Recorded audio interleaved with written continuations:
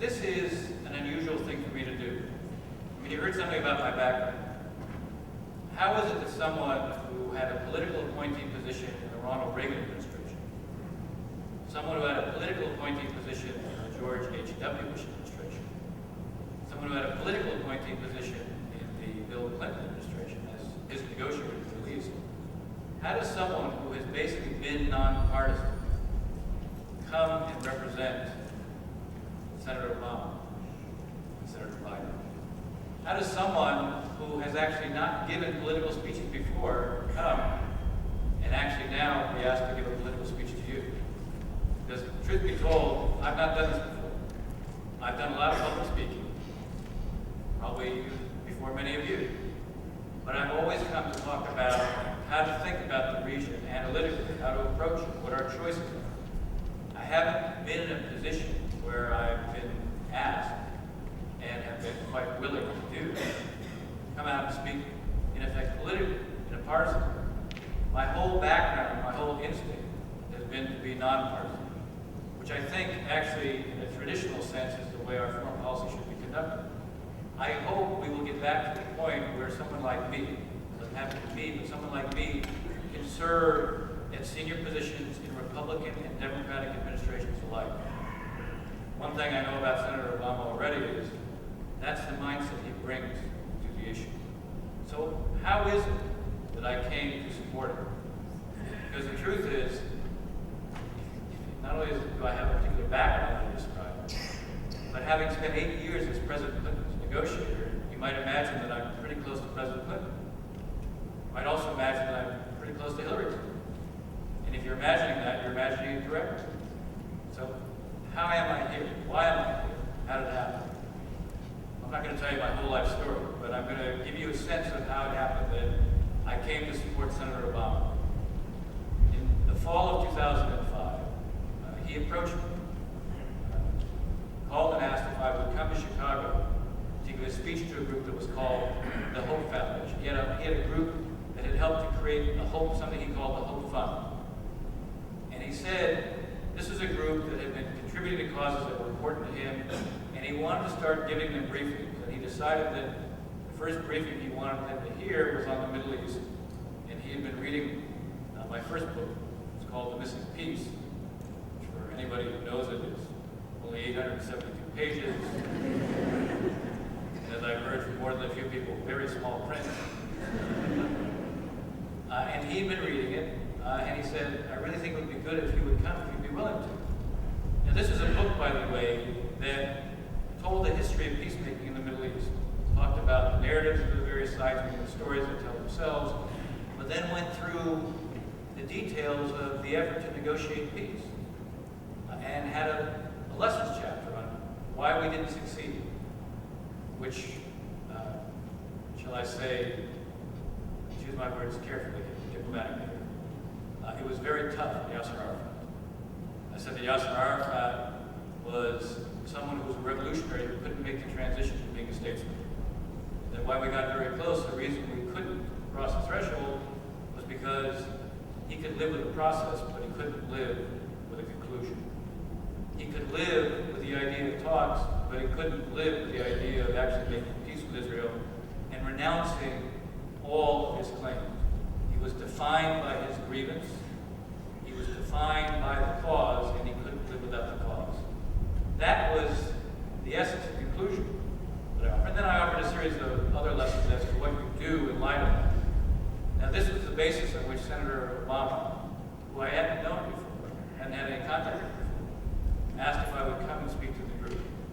So that was my first meeting with him. Now, the meeting, I have to tell you, turned out to be more interesting to me than I thought it would be, because it turned out not to be a speech like this. There were about maybe half the number of people there that day. But we sat up on the dais, not the beam, we sat up on the dais, and he asked me questions, not with a yellow pad. He asked a question, I gave an answer. His question then was based on my answer. I would give a new answer, he would give a new question based on my answer. So it was actually almost a dialectic. Now, truth be told, I found that interesting. Truth be told, obviously I thought it was quite intelligent to be able to do this. But that's not what made the greatest impression on me that day. This was a group that I would say politically was left of center. And as you might imagine from my background, I'm pretty centered. And the first question, when he turned over the question and answered, when we went to that period, when he asked then the audience to ask a question, when he asked them to turn and pose a question, the first question was, did Bush mislead us into war? Shouldn't all of our efforts be focused on how he misled us into war? Now, Senator Obama interjected that point and he said, you know, we asked Dennis to come here to talk about policy, and that's a political question. So let me take that. Now, I'm sure that audience would have appreciated it if he had just seized on and said, yeah, that's right. That's what we ought to be doing. They would have loved it. But he didn't do that. He said, I understand why you asked the question, but we're in Iraq. The challenge now is to figure out what we do. We can stay in Iraq in a way that becomes extremely damaging to the whole Middle East, to Iraq itself, and to our national security writ large. We can get out of Iraq in a way that is irresponsible. We can get out of Iraq in a way that reflects the same lack of thought that we used to get into it. What we need to do now is figure out what's the best way to proceed. You have Dennis Ross here. Let's focus on that. Now, why did that impress me? Well, it impressed me because, first of all, he could have panned this group, but he didn't. There were no press there. What he did instead was he did what seems to come natural to him. He was responsible. He wanted to educate the group. He wanted, in a sense, to say, let's all be responsible. Let's all be thoughtful. Let's all be not just analytical, but let's figure out practically how we proceed given where we are. Now that, I have to say, enormously impressed me. Because what he did in a way that reflected his instinct. It reflected who he is. And I saw the same thing on the trip.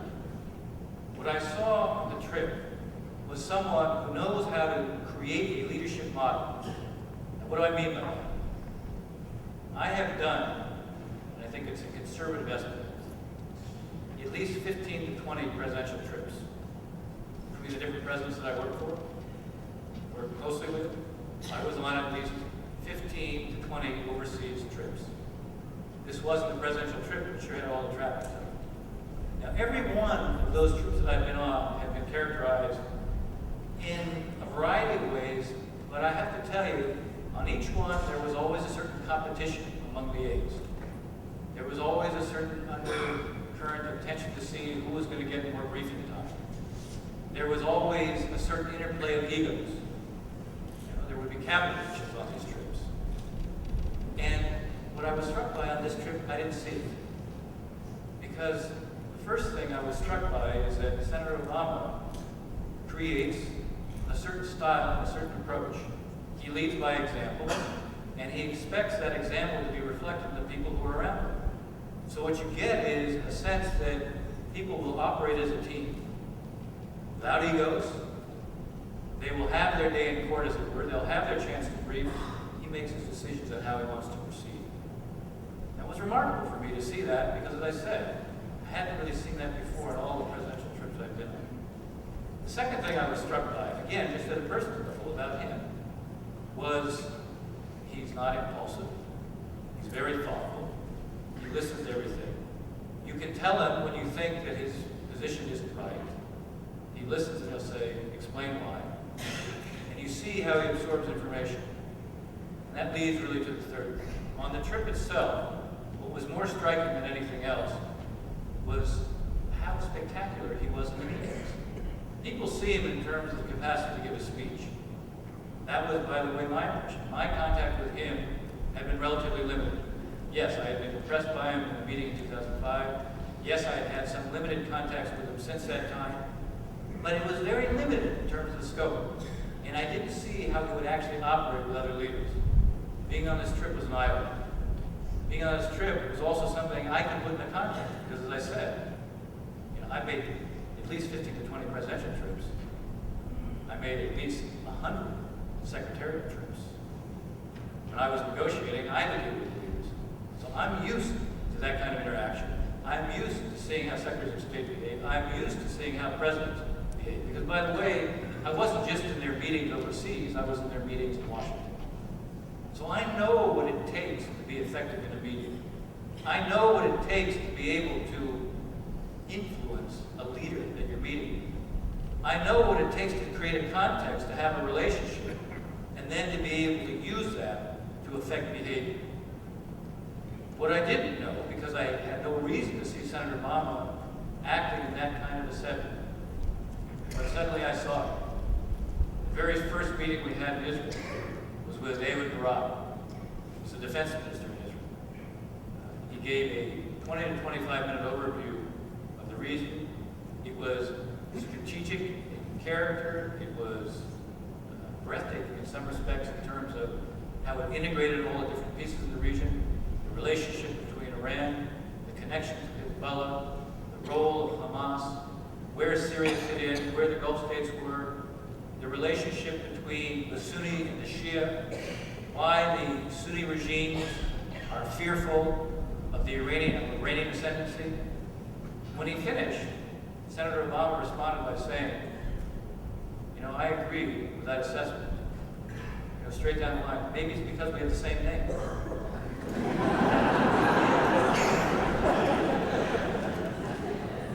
He then proceeded to take what he heard himself and go on for his own 20 minutes, weaving principles that were guiding him on the region. How you had to contend with Iran, how you had to contend with Arab Muslims, how you had to contend with Hezbollah, how you had to contend with Hamas. Where did the issue of peace fit in? He wove the issues that would guide him, the principles that would guide him, into a perfect fit with what he had heard from Ehud Barak. I turned actually to the person next to me. It wasn't Dan, but it was someone else who I've known, actually, someone named Richard Danson, who is he's been with Senator Obama from the beginning. I've known him since 1980. Secretary of the Navy in the Clinton administration. I know him very well. A couple years ago, he decided to take a leave. What he was doing, he was traveling around the world. He wanted to go spend an extended time in Israel. He asked me, so where should he stay? Knowing that I spent just a little bit of time in Israel. So I said, I'll set you up at a place called Mishkadel, Shanamim. How many of you know that? It used to be an artist colony. You know, it's just below where the windmill is. It's a pretty extraordinary place. And so he went there and spent 3.5 weeks, just he and his wife there. So I'm sitting next to him, a guy I've known forever. And I leaned over and I said, well, I can see how much you impressed them. Richard, he impressed the socks off of me. And here was someone who I may have helped brief, but I watched him absorb, respond, integrate, and then make very useful points. Every meeting he had in Israel, and then in Europe, I went with him on the European part of the trip as well. Every meeting he had, he would start off by saying, we only have one president at a time. I'm not here to make policy. I'm here to try to understand what most affects you and then give you a sense of how I see things as well. In Israel, and he did this then again in Europe. In Israel, he focused heavily on the Iranian issue for a very good reason. Iran competes with the United States everywhere within the Middle East, across the board. They use political movements that have militias to build their own strength and position in the region and to undercut the existing order. They are working systematically towards a nuclear weapons capability, and the policy of the last 8 years has completely failed in terms of affecting their behavior. In 2001, they couldn't convert uranium ore to uranium gas, meaning they weren't engaged in what's known as a conversion process, and they didn't have a single centrifuge. Centrifuges are what you put uranium gas in, you spin it at 600 to 700 miles an hour, and you enrich uranium to the point where either it provides fuel for a nuclear reactor or it creates the core of a nuclear bomb. They now have 4,000 centrifuges that they're spinning every day. They have solved most of the technological problems they face with the centrifuges. They're building a new generation of centrifuges. are proceeding to become a nuclear weapon state. They are already nuclear power. Repeat that. They are already nuclear power because they are stockpiling enriched uranium. So Senator Obama focused on this issue. And he wanted to draw the Israeli impressions out, how they saw it, where they thought the Iranians were, what they thought were the best ways to contend with it. What he was saying to them after listening to them was, he understood if Iran gets nuclear weapons, it changes the world as we know it. It transforms the Middle East, the strategic landscape of the Middle East. You think it's going to be easy to make peace now? How about if Iran has a nuclear weapon and any Arab or Palestinian who even contemplates the idea of a compromise with Israel will face the intimidation, coercion, subversion of Iran, knowing that Iran has a nuclear shield behind which to hide? And who can threaten them then? It probably could be at the end of the nuclear non-proliferation regime. We have 8, maybe 9 countries that have nuclear weapons today. That's because that regime, since 1968, has actually worked. President Kennedy, in advance of this, thought, before we had the NPT, he thought it was very possible that we would face a world of 30 to 35 nuclear weapons states. Even after the NPT was adopted in 68, the presumption was we'd probably have 20 or 25 within 15 or 20 years. We have 8 or 9. It may not be a perfect regime. It happens to be an area, by the way, where Senator Obama has put major attention. It may not be a perfect regime, but actually, it's worked to limit the number of nuclear powers. What do you think it looks like if Iran goes nuclear? I'm not even talking about whether they use it. I'm not even talking about whether they transfer it to Hezbollah or others. So he focused on why it was critical to prevent Iran from acquiring a nuclear weapon and what needs to be done to affect that. One of the things he heard from the Israelis is that basically they believe it's not too late to change the Iranian behavior. But what you have to do is you have to ratchet up the pressures. What we've had is an approach by the current administration that has been one that I've characterized as weak sticks and weak carrots. Gee, what a surprise that it hasn't worked. They don't put enough pressure on Iran to give them a reason to change their behavior. They don't offer them enough in terms of inducement to give them an incentive to do so. The key to strong sticks and strong carrots is concentrate the Iranian mind on what it is they stand to lose. And they have multiple vulnerabilities. This is a country with rampant inflation, very high unemployment. They have to import a major part of their gasoline. 43% of their gasoline comes from the outside. Their own oil output is dropping because their infrastructure is antiquated. Same with their natural gas. They actually had shortages this past year of natural gas. They had all sorts of blackouts during the winter. They feel a degree of vulnerability, and the proof of that is last year they arrested 4 Iranian Americans and held them for close to 10 months. A regime that feels highly confident on the inside doesn't arrest 4 people because they think they could be purveyors of a Velvet Revolution. So Senator Obama and the Israelis talked about the Iranian vulnerabilities and where were the pressure points. And he talked about what are the kinds of things you could do to put the Iranians in a position where they have to make a choice, where they see what the costs of going nuclear are. Right now they don't see the costs, they see only the benefits. They talked about can you cut off refined product and who it is you have to target to do it. They talked about cutting off all the investment in oil and natural gas sector. Why? Because as I said, the infrastructure is dilapidated. Iran needs massive investments in technology transfers from the outside. We talked about insurance companies. There are 5 insurance companies that insure all the Iranian businesses that operate outside of Iran, and without the insurance they can't operate. And when Senator Obama left Israel and went to Europe, what do you think he focused on? He focused on Iran.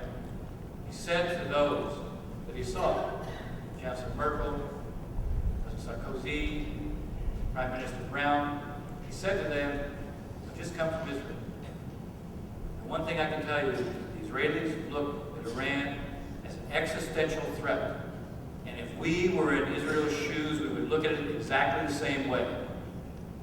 Now, if you don't want to put Israel in a position where they have no choice but to strike, we have to increase the pressure, and we have to do it now. He said we have to do it with urgency. He said this rightly said publicly, Iran shouldn't wait. Truth be told, he was doing the business of the Bush administration on this issue better than they do it. Next president, when it comes to Iran, will have fewer options and very little time to affect their behavior, because the current path hasn't worked. It shows very little prospect of changing between now and the beginning of next year. So I watched Senator Obama on this trip. I watched someone who creates a leadership model that I know can be effective if he's president. I watched someone who approaches things thoughtfully, not impulsively, who wants a range of opinion, who wants the people around him to challenge him, who asks the people around him hard questions, who will, I can see, create an accountability. And I watch someone deal with issues, deal with policy, with an extraordinary facility, in a way that, as I said, given my experience, I know will be effective. I said before, I wasn't the only one impressed. Everyone he saw, every leader he met with, had the same reaction. I knew everybody on the Israeli side in the meeting. And one of them described this person, I won't say who it is, but not a guy who's easily impressed. I described him earlier today. I said, the last one he was impressed with was Moses.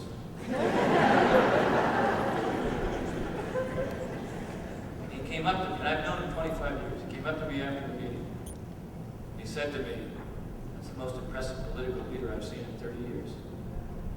The Palestinians, after the meeting, came up to me and said, he had a grasp of the issues, the way Clinton knew all the details.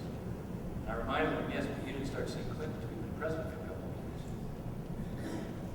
With the Europeans, I watched the Montgomery meeting. I watched her be reserved coming in and transform during the course of the meeting, so that they had an extraordinary discussion on Iraq and Afghanistan. I watched him give the speech in Berlin to over 200,000 people, thinking, when was the last time in the heart of Europe did you see people enthusiastically greet an American figure and wave American flags? Effectively creating a political space for European leaders to do things that are hard for them, that we need them to do. And he called on the Germans in his speech to do more in Afghanistan. He called on them in the speech to help out in Iraq, even though they hadn't supported what this country, what our country had done. So I saw him act as a leader. I saw him act as someone who knows how to affect policy, knows how to affect others. And I went on that trip having been for him. I came back on that trip being over the top for him. So you want to know how it happens that I came to be here tonight? How someone who has been nonpartisan, who's worked in Republican and Democratic administrations, comes to be here tonight? I'm just giving you a small indicator. Now, I have to fess up. There's one other small piece involved here. It is true that I did not come to support Senator Obama earlier because I did have a relationship with the Clintons. But it's also true that if I had not done it at some point, I would have been disowned by my family. Proving, among other things, that I do believe in family values.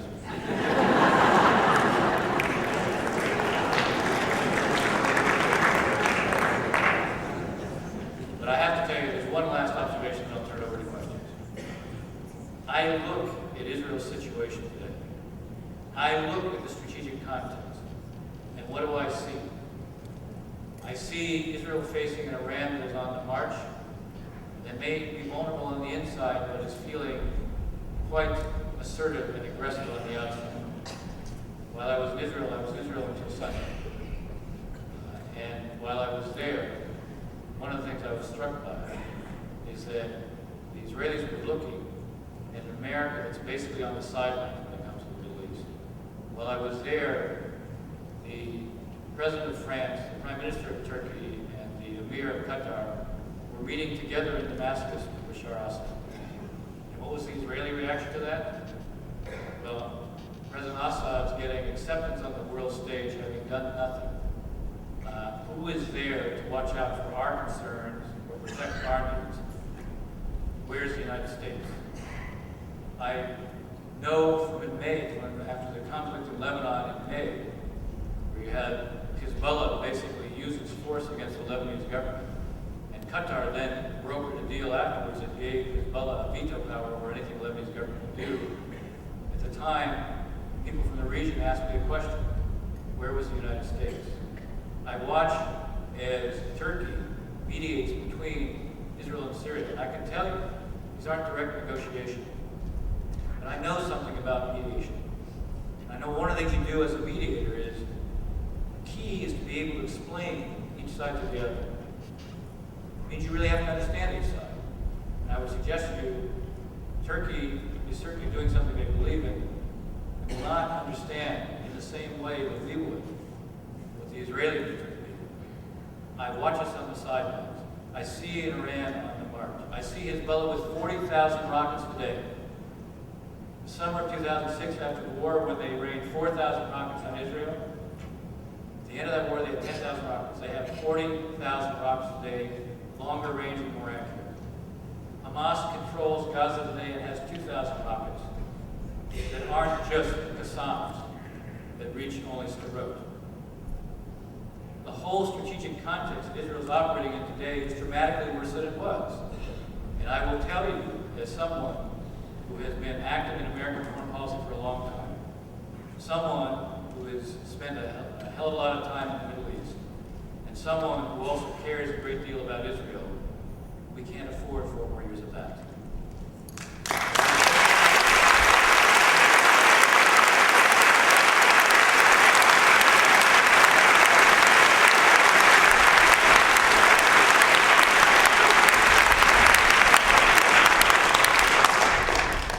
States can't afford it. Israel can't afford it. And we're going to have to ensure that something changes. Because if it doesn't, we're going to see our interests in the Middle East and Israelis' position continue to deteriorate. And if I have anything to